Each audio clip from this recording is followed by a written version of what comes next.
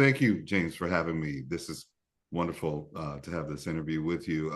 Clint Eastwood, an absolute legend, a man who has seen it all, really, in Hollywood, from being a prolific actor to uh, an amazing director and uh, someone who actually scores his own movies, with music. He's quite a musician also. Um, Being able to speak to him and talk to him is, was not on the bingo card of my life at all. I've been doing a lot of comedies, but I was trained in uh, theater, doing a lot of dramatic plays. So Hollywood came knocking, and that comedy door was open for me. So I walked through, but I've been uh, really blessed to flex my dramatic muscle in this way with Mr. Eastwood. He's really funny, first and foremost. He's a funny man. And a lot of people don't know that, knowing his work and his demeanor, but he's a very funny person with a lot of life, and he loves actors. And being one himself, he really trusts his actors. And with that trust, you trust your director. And I found it really just refreshing, fun, at ease. And at one point, one of the takes, he whispered in my ear, he said, "Hey, you're fucking killing it." And that just made me feel great. It made me feel really good. So it was a delight. Delight.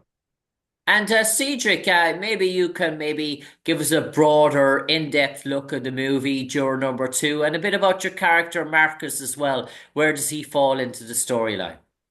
Sure, this story explores the morality of our lead character, played by the amazing Nicholas Hoult, character of Justin Kemp, who finds himself on jury duty and then realizes he might have caused this murder.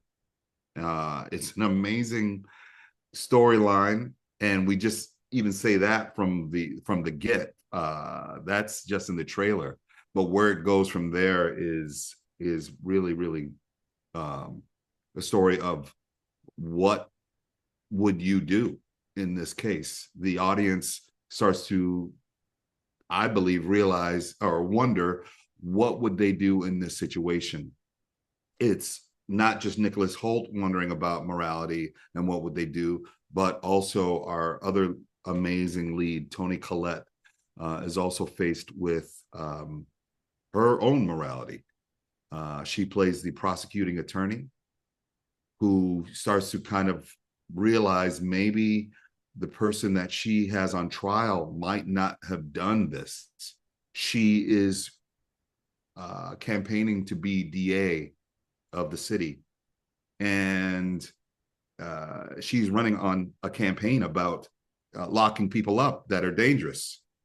But what if the person that she is prosecuting didn't do the murder? Um, does she actually go after the person that might have done it?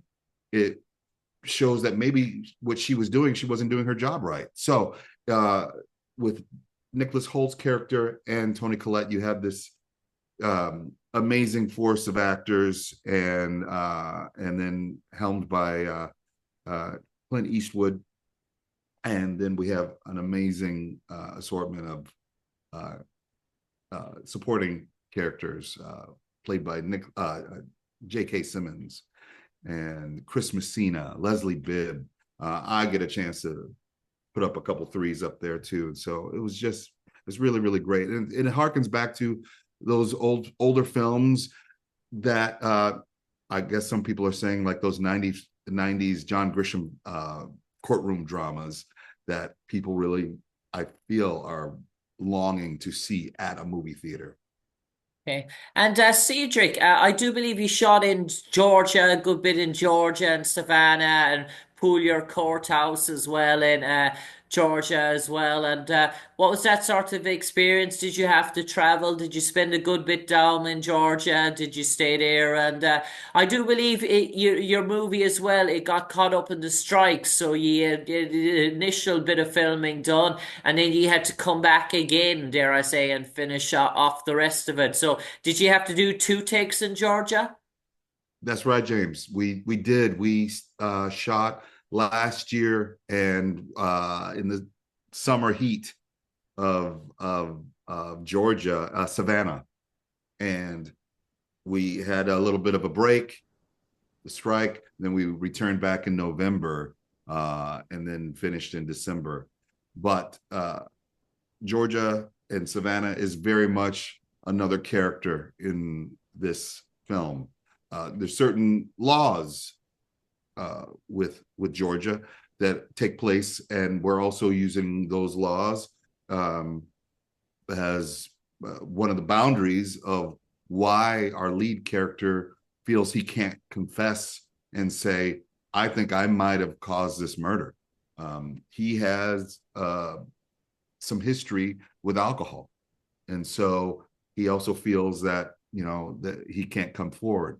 Now, my character, Marcus King, has some history with gangs. His brother has passed away through a gang-affiliated accident.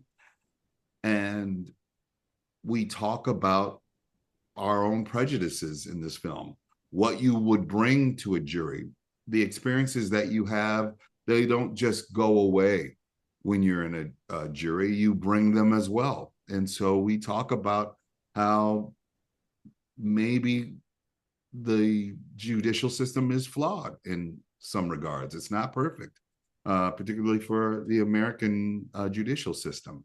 And my character definitely has his opinions on the accused, but he also has a very watchful eye on Nicholas Holt's character, and he doesn't trust him exactly as well. So some of those opinions might be clouding particularly my character, but we all have our opinions, and that's why it's so fascinating, this character study in this film. And sort of Cedric, in terms of this sort of movie, and you mentioned about your character in the background, and maybe the tense sort of standoff between Tony Colletti's character and the whole prosecution. Are you a sort of fan of those sort of courtroom, those CSI moments where they're going after the sort of convictions as well, that maybe bringing us back to, dare I say, Matlock and maybe times before that, back in the 70s or 80s? Do you grow up on those type of dramas? Were that something that were you in your household? And they're sort of everybody loves to fascinate about being an attorney or a solicitor and sorts of stuff like that. But acting it out, is it a different experience? Oh, definitely. I sure did grow up on that stuff, James. I love that stuff. And as an actor, uh, this particular film, you get to breathe in these scenes. I don't have to just hit a moment and we're back onto the other moment. Clint loves actors. He loves scenes. He wants them to develop. He wants to make them feel more real, make them feel like this moment is actually happening right at the moment. That's why he doesn't do a lot of takes either. He doesn't like to replicate emotion. He wants it to feel like this is happening right then and there. So that part of it was fascinating and fun. When Chris Messina and Tony Collette are making their case, and I'm sitting back there as a juror, it's really compelling because it's not acting. I'm just watching them work. And that stuff is difficult as an actor. Jargon and exposition, sometimes that's a little difficult, but Chris Messina and Tony Collette are just pros. And so I'm sitting back watching them, and I'm really wondering who's more convincing, because I'm not just judging their acting at all. I'm really listening to the case, and I've never been on a jury, so this was the closest I've ever been, and it was just fun just watching them work.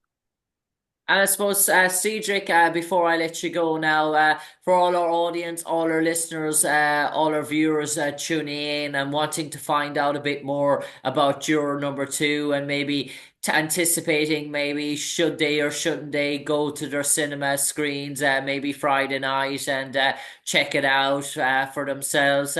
What sort of advice would you give them? And if they do arrive on that movie seat, and there in front of him is playing juror number two, Cedric Yarbrough. What's in store for them? Well, of course, I'm biased because I'm in it, but I think it's one of the best films of the year. I think it says a lot about humans. It says a lot about morality, and for me, I just got a chance to see it over the weekend again with some friends, and the theater was packed. And I think people uh, like watching things with people in the movie theater. You feel it. You feel everyone's anticipation. You feel that everyone is sitting on the edge of their seat, wondering what is going to happen here. And that is the joy of an actual movie experience, going out and watching it, not at home, but experiencing it with other people. You feel it. And, a lot of, I've been told a lot of people are clapping at the end of this movie because it's just a fun experience that you can't replicate at home. It's supposed to be watched with a group of human beings and enjoying a human experience. So go see it. Perfect.